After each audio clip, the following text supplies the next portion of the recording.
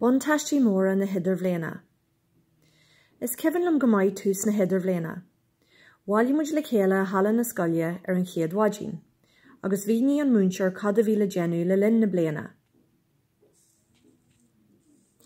D'eagraí an scoil a lán imachtaí dúin, chu muid ag bádaireacht, ag cnúáil, ag drapadareacht agus a lán rudaí eile.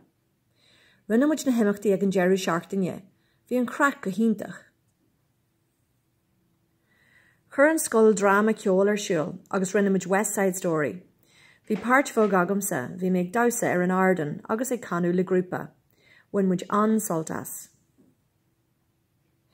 Tháinig go lán cainteoirí go dtí an scoil, mar hampla bhí duine amháin an ag caint faoi hábhail teacht ar na bóithre. Bhí sé scanrúil ach ionta go deo sa múl. Thug muid cuirt ar gáil éireann agus thuúla muid an taoiseach ag caint faoin na daoine óga in éireann. Dúirt sé gur a bhiú éisteach leo agus lena dúramí. Bhí muid bra sásta sin na cloisteáil. Ag deireadh na bliana chaith muid seachtain na Barcelona. Tháinig muid cluiche sa stáid nua. Nuair a tháinig muid arás, scríomh muid aiste faoin idirbhlian.